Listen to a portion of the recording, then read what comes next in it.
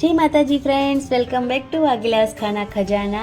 આજે હું તમારી સાથે શેર કરીશ પાલકનું શાક બનાવવાની એકદમ નવી રીત, જે બનાવવું એકદમ આસાન છે, ઓછા ટાઈમમાં બનીને રેડી થઈ જાય છે। આ શાકને ખાઈને જેને પાલક પસંદ નથી એ પણ વારંવાર ખાવાનું પસંદ કરશે। તો ચાલો એકદમ ટેસ્ટી પાલકના શાકની રેસીપી શરૂ કરીએ। જો તમને મારા વિડીયો ગમતા હોય અને તમે હજુ સુધી મારી ચેનલને સબસ્ક્રાઇબ ના કરી હોય તો પ્લીઝ ચેનલને જરૂરથી સબસ્ક્રાઇબ કરજો, મને તમારા સપોર્ટની ખૂબ જ જરૂર છે। અને લાઈક, કોમેન્ટ અને શેર કરવાનું બિલકુલ ના ભૂલતા। હું તમારી માટે આવી ટેસ્ટી નવી રેસીપીઓ લાવીશ।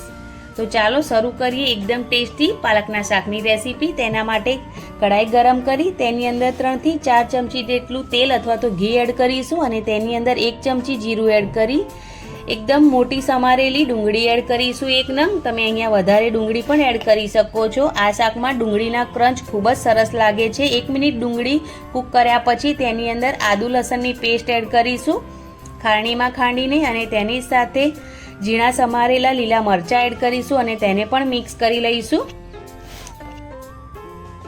એકદમ સારી રીતે મિક્સ થઈ ગયા પછી 1 વાટકી વટાણા એડ કરીશું અને સોફ્ટ થાય ત્યાં સુધી તેને કૂક કરવાના છે। તમે ચાહો તો વટાણાને અલગ બોઇલ કરીને પણ એડ કરી શકો છો, નહીં તો આ રીતે ડુંગળી સાથે મિક્સ કરીને પણ કૂક કરી શકો છો। ઢાંકણ લગાવીને વટાણાને કૂક કરીશું તો જલ્દીથી વટાણા સોફ્ટ થઈ જશે અને આવું કરવાથી તેનો લીલો કલર પણ જળવાઈ રહે છે, જે જોવામાં ખૂબ જ સરસ લાગે છે। 60 થી 70% કૂક કરી લીધા છે અને બાકી શાક ધીરે ધીરે જેમ જેમ કૂક થશે તેમ તેમ વટાણા પણ તેની સાથે કૂક થતા જશે। તો આટલા માટે તેને આખા કૂક નથી કરવાના। આ સ્ટેજ પર આપણે એડ કરીશું 2 ચમચી બેસન અને બેસનને વટાણાની સાથે જ રોસ્ટ કરી લઈશું। તમે ચાહો તો બેસનને અલગથી રોસ્ટ કરીને પણ એડ કરી શકો છો અથવા આવી રીતે ડાયરેક્ટ કઢાઈમાં નાખીને પણ રોસ્ટ કરી શકો છો। બહુ સરસ ફ્લેવર આવે છે રોસ્ટ કર્યો ત્યારે, અને બેસનનો અને આ શાકનો ટેસ્ટ ખૂબ જ સરસ આવે છે બેસન એડ કરવાથી, એટલા માટે। તો બેસન એકદમ સારી રીતે રોસ્ટ થઈ જાય ત્યારબાદ એકદમ મોટા કટ કરેલા ટામેટા એડ કરીશું 1 નંગ અને તેને પણ સોફ્ટ થાય ત્યાં સુધી કૂક કરી લઈશું। જલ્દીથી સોફ્ટ થઈ જાય તેના માટે સ્વાદ પ્રમાણે મીઠું એડ કરીશું, 1 ચમચી ધાણા જીરું પાવડર, અડધી ચમચી હળદર પાવડર અને 1 ચમચી કાશ્મીરી લાલ મરચું અને થોડું તીખું લાલ મરચું મિક્સ કરીને મેં એડ કર્યું છે, કેમ કે લીલા મરચાં પણ એડ કર્યા છે। તો સૂકા મસાલાને 60 થી 70 સેકન્ડ એકદમ સારી રીતે કૂક કરી લઈશું અને ત્યાર પછી ટામેટા સોફ્ટ થાય ત્યાં સુધી તેને હલાવીને કૂક કરી લેવાના છે। તો ટામેટા સોફ્ટ થઈ ગયા છે। તો હવે મેં અહીંયા 500 ગ્રામ પાલક લીધી છે, એકદમ સારી રીતે ધોઈ અને ઝીણી ઝીણી કટ કરી લીધી છે, તો તેને પણ એડ કરીશું। આ શાકમાં વધારે મસાલાનો ઉપયોગ નથી કરવામાં આવતો। હવે મસાલા સાથે એકદમ સારી રીતે પાલકને મિક્સ કરી લઈશું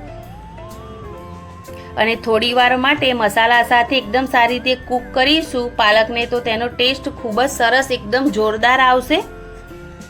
અહીંયા હું પાલકનું શાક ગ્રેવીવાળું બનાવી રહી છું, એટલે અડધો કપ મેં અહીંયા પાણી એડ કર્યું છે। પણ જો તમે ડ્રાય શાક બનાવતા હોય તો ઢાંકણ ખોલી અને તમારે પાણી બળી ના જાય ત્યાં સુધી તેને કૂક કરી લેવાનું છે, તો તમારું ડ્રાય શાક બનીને રેડી થશે।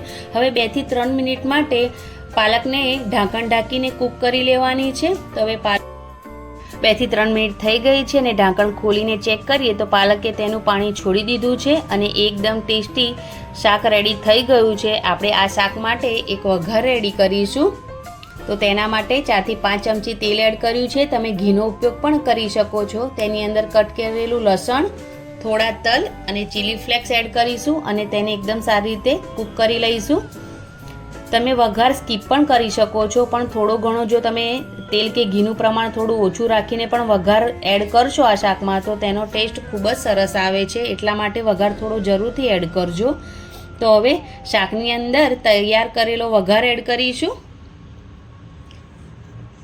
અને તેને 1 મિનિટ માટે પાછું આ શાકને કૂક થવા દઈશું, જેથી વઘાર શાકમાં એડ થઈ જાય અને ખૂબ જ સરસ એવી લસણની સુગંધ આવે આ શાકમાં, એટલા માટે। તો તેને મિક્સ કરી 1 મિનિટ માટે પાછું આ શાકને કૂક કરી લઈશું।